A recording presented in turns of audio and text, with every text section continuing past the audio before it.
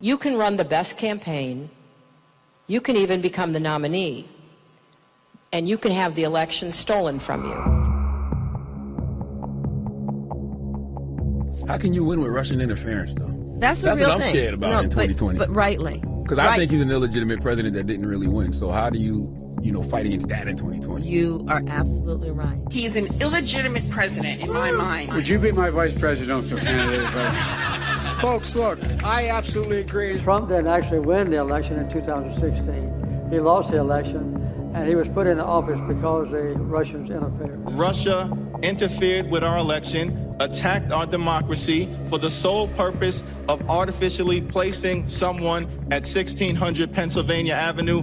They were successful. Trump knows he's an illegitimate president. The president-elect, although legally elected, is not legitimate. I don't see this president-elect as a legitimate president. You said you believe that Russia's interference altered the outcome of the election. I do. We have a president who, if in fact it is proven, has been assisted by the Russians and may in fact not be a legitimate president. The one thing that Trump is fearful of when it comes to his being president is that finally we will see how illegitimate his victory actually was. I have an objection. I object to the 15 votes from the state of North Carolina. I object because people are horrified. He's an illegitimate president. Our election was hijacked. There is no question.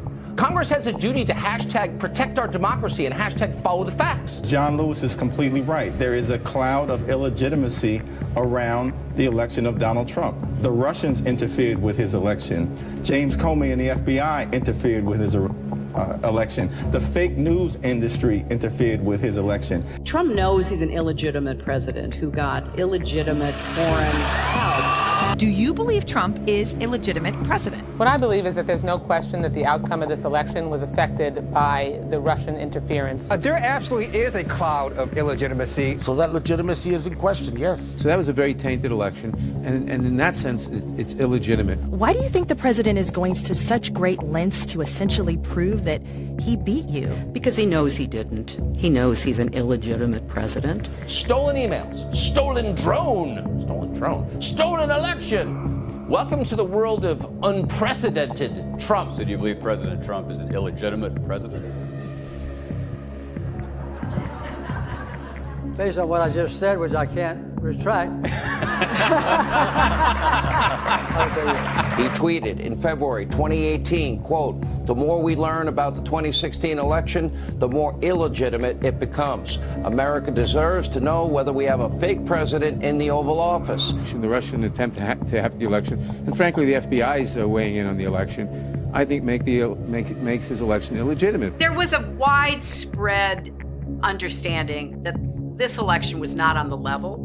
We still don't know what really happened, Isaac. I mean, there's just a lot that I think will be revealed, history will discover, but you don't win by 3 million votes and have all this other shenanigan stuff going on and not come away with an idea like, whoa, something's not right here. Seems to me that there's a cloud of illegitimacy that continues to hang over 1600 Pennsylvania Avenue.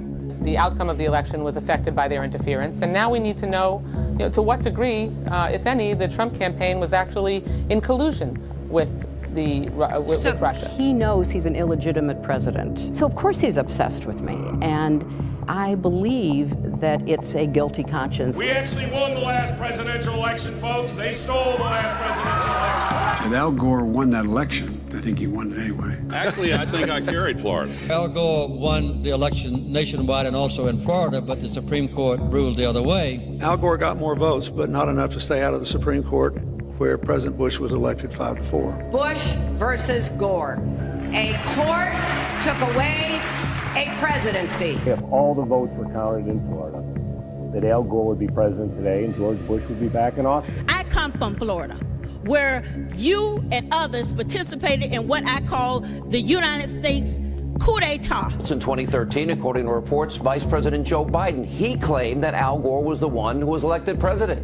And he claimed that the recount result was, quote, a bad decision. And never forget, dear friends, what they did in Florida to Al Gore and me, to all of us, to older Americans, to African Americans, to Haitian Americans, denied the right to vote and have those votes counted.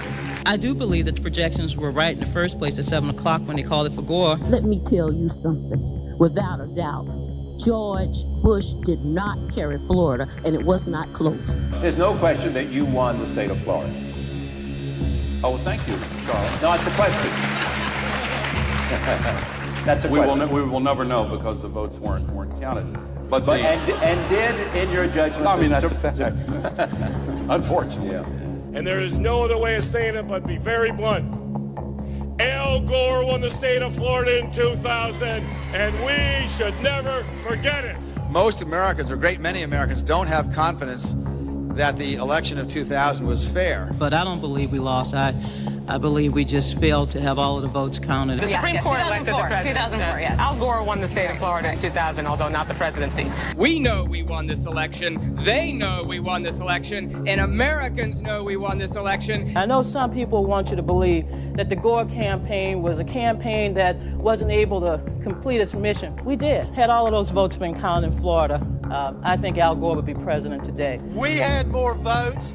We won, and we are never going to let the United States Supreme Court choose the President of the United States again. You should know by now, based on the fact that he lost the popular vote by more than 500,000 voters, and we don't know how many he lost in Florida. There's no doubt in my mind that Al Gore was elected president. I rise to object to the fraudulent 25 Florida electoral votes. Really, we won the election in 2000, but they stole the election. I must object because of the overwhelming evidence of official misconduct, deliberate fraud, and an attempt to suppress voter turnout. Enron had already helped the Bush team with such favors as ferrying their rent-a-mob to Florida in 2000 to permanently halt the counting of legally cast ballots.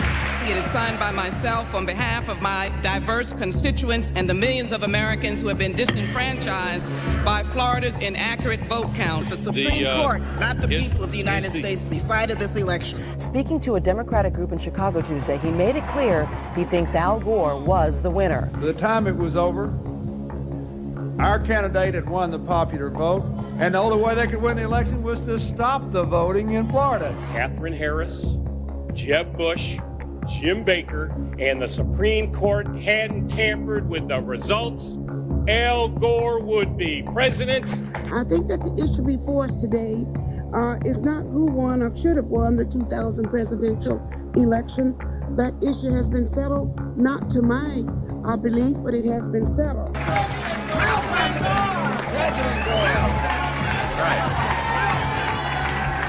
Let's just drop the vice. President Gore, that's all right. Al Gore should have been President of the United States.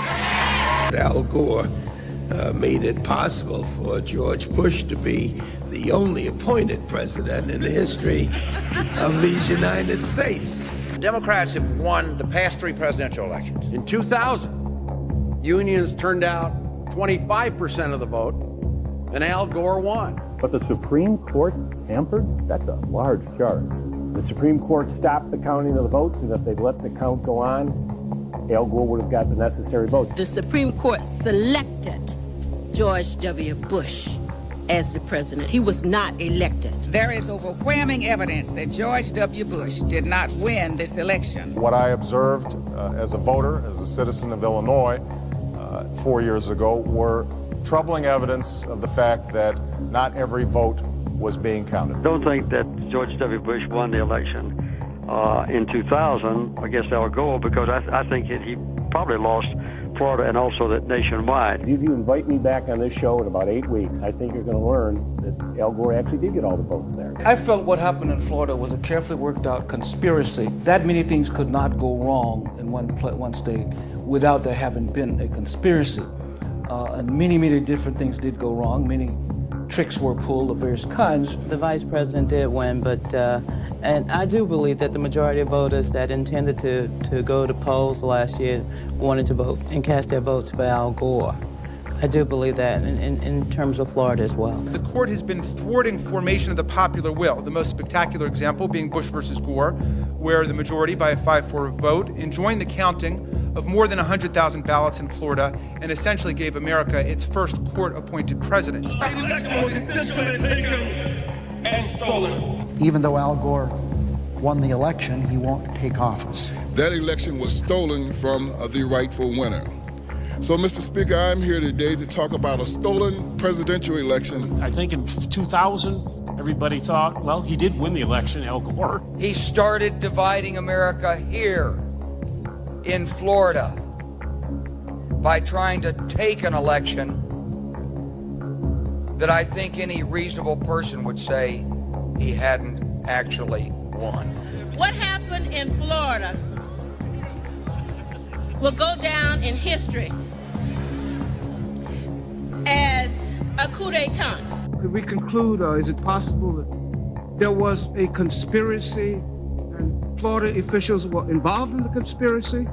Never have so many things gone so wrong in one place before. How did all these things happen all at the same time in the same state? And is not it possible that there was a conspiracy that was very well organized? Why were the state police out there on that day, election day, checking license plates and so forth? You know, how did all these things happen in one state at one time in one election? Is it possible that we ought to use the word conspiracy and not be afraid of it? And I sure wish Gore was president right now. He should be. Well, he actually got elected. Well, good. A battle that by the will of the people should have ended in victory. But tens of thousands of Florida votes either were not counted or tossed out in the 2000 presidential election. 5 Supreme Court justices trumped the votes of 51 million Americans. We should have let the entire state be recounted so that it was clear that Al Gore actually won the state of Florida. And Al Gore won the election. We had the election stolen from us. And you must admit that. They stole it. And we need a leader to help us get revenge. I voted for Al Gore. He won the election. They usurped the powers of the Florida Supreme Court and intervened. It was a fix as far as we're concerned. You know, there's no polite way to talk about it except the fix was in. After the election, when you stole the election, you came back here and said, get over it. No, we're not going to get over it. You know it, I know it, they know it. We won that election. Constantly shifting vote tallies in Ohio and malfunctioning electronic machines, which may not have paper receipts, have led to additional loss of confidence by the public. The right to vote has been stolen from qualified voters. The New Yorker reported that Kerry thought that, quote, proxies for Bush had rigged many of the voting machines. In 2004, the democratic process was thwarted. The 2004 presidential election in Ohio was riddled with unnecessary problems. Some machines malfunctioned, causing votes to be counted more than once, or not at all. Based upon an inordinate number of allegations suggesting gross voting rights violations and misconduct, I join with my colleagues in objecting to counting the state of Ohio's electoral votes. As in 2000, the votes of many who wanted to vote were not, in fact, counted. This last Friday night, I arranged to meet Senator Kerry at a fundraiser to give him a copy of my book. He told me he now thinks the election was stolen. The wife of John Kerry said she has lingering doubts about the legitimacy of the election. Her theory goes like this. 2 brothers, she calls hard right Republicans, own 80% of voting machines in the U.S. Therefore, it would be easy to hack into the mother machines that control the electronic voting. There were numerous irregularities in Ohio, including large percentages of rejections of provisional balloting, problems with voting machines. As we look at our election system, I think it's fair to say that there are many legitimate questions about its accuracy, about its integrity. There are still legitimate concerns over the integrity of our elections. The question, obviously, is how many instances were not caught that we don't know about. Number one, we've seen a lot of what I'll call honest glitches where it just didn't work right, but also that these machines are hackable. A dishonest employee of the vendor or a dishonest employee of a local board of elections or simply someone who knows electronics and has a computer at home could hack into these machines and put in a secret instruction to disregard every 20th Democratic vote or add 10% to the carry or to the Bush vote or whatever, and you might not ever know it. I agree with tens of millions of Americans who are very worried that when they cast the ballot on an electronic voting machine, that there is no paper trail to record that vote. The numerous irregularities that occurred with the electronic voting machines in Ohio on November the 2nd of last year point to an unresolved national crisis. We cannot declare that the election of November 2nd, 2004 was free and clear and transparent and real. There must be independent testing of the voting machines used in Ohio. I'm not confident that the election in Ohio was fairly decided.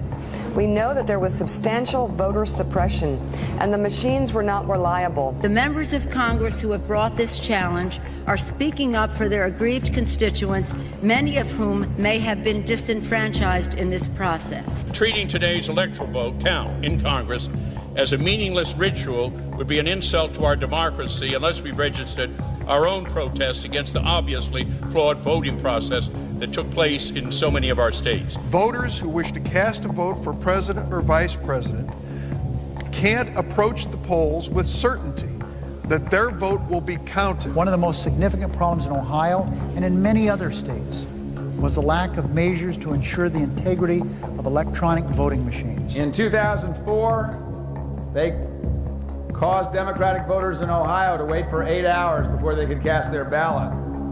They turned the Department of Civil Rights and the Justice Department into the voter suppression division with voter ID laws, voter purging, voter caging, voter intimidation. There aren't going to be any more election stealings. And I do have one very affirmative statement to make. We won.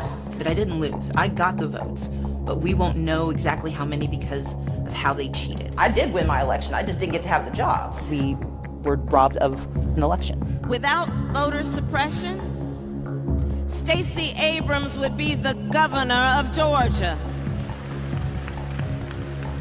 Andrew Gillum is the governor of Florida. Using the word rigged, using the word steal, do you think it's dangerous going into 2020? I don't, because we can actually back it up. And so in response to what I believe was a stolen election, and I'm not saying they stole it from me, they stole it from the voters of Georgia. In fact, someone outside asked if I'm ever going to concede. The answer is no.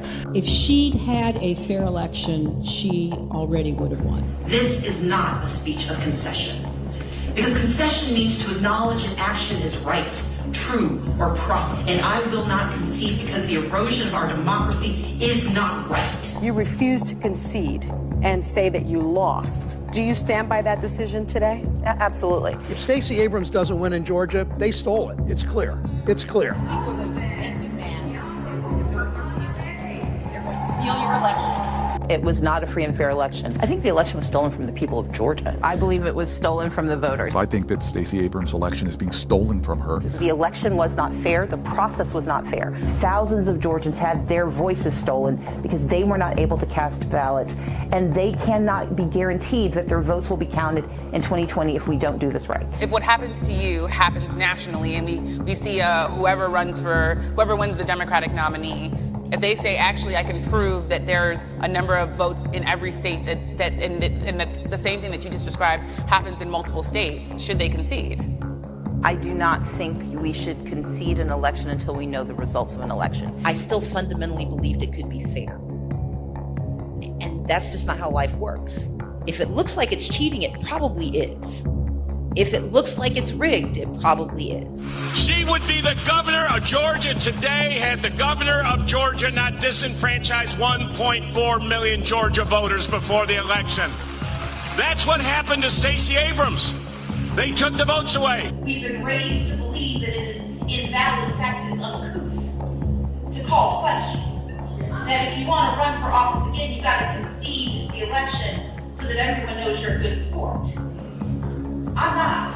You notably did not concede. I did not. Okay, you acknowledged that he won, but you did not concede. Correct. 5 months later, do you still feel like your opponent won through voter suppression? Yes. Reminder, she wrote. Brian Kemp stole the gubernatorial election from Georgians and Stacey Abrams. I said that the election was stolen from Georgia voters. The process that took place during the legislative cycle was one that did not countenance and did not pay attention to the deep and real concerns of those who watched this election be stolen in the state of Georgia. It was stolen from the voters of Georgia. Georgia voters did not have their votes counted. They were not allowed to cast votes. They had their votes discarded. It certainly gave the appearance of unfairness, and I think there was unfairness. Stacey ran a great campaign. She probably won. And it was not fair to those who filled out absentee ballots, and depending on the county you sent it to, it either was counted or not counted, assuming you received it in time. Brian Kemp oversaw for 8 years the systematic and systemic dismantling of our democracy, and that means there could not be free and fair elections in Georgia. As long as we have eligible American citizens who cannot cast a ballot, then the game is rigged. I am complicit if I say that that system is fair. Concession in the political space is an acknowledgement that the process was fair. And I don't believe that to be so. But I refuse to concede, because concession means that the process was proper, that the result was true and right, and I cannot say that. I tend to say I didn't lose, I just didn't win. And I don't call it a loss, I just didn't win. But yes, you did. Okay, officially. Yeah. Officially. Put it this way, I didn't get to get inaugurated, and that's problematic. Okay. But will I say that this election was not tainted, was not a disinvestment and a disenfranchisement of thousands of voters? I will not say that. Candidates, both black and white, lost their races because they have been deprived of the votes they otherwise would have gotten. And the clearest example is from next door in Georgia. Stacey Abrams should be governor, leading that state right now. I was joking with Beth backstage when Cliff said, she lost. And I'm like, no, I just didn't win. Because we don't know what really happened because of the miasma of voter suppression. I can't know for a fact that I would be the governor of Georgia but for the malfeasance and the mismanagement of Brian Kemp, but I know it's a pretty good guess. So I can't prove that I would have won, but I know we don't know because of how he behaved. Is he the legitimate governor-elect of Georgia? He is the person who won an adequate number of votes but that's to become the governor. With all due respect, and I respect where you're coming from, and I respect the issues that you're raising, you're not answering the question. Do you think it was... You're not using the word legitimate. Is he the legitimate governor-elect of Georgia? He is the legal governor of Georgia. You see, I'm here to tell you that just because you win doesn't mean you're won. You said to me that you did not lose, you just did not win. Yes. So we're going to talk about that. Bad news is that we didn't get the victory we secured.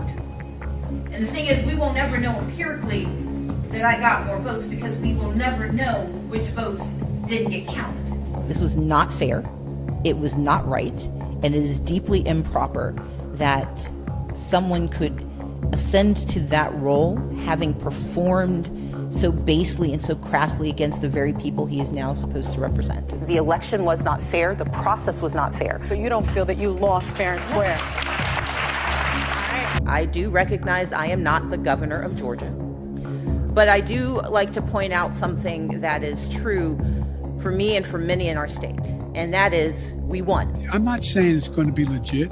The increase in the prospect of being illegitimate is a direct proportion to us not being able to get these reforms passed. Right-wing extremists already have a plan to literally steal the next presidential election.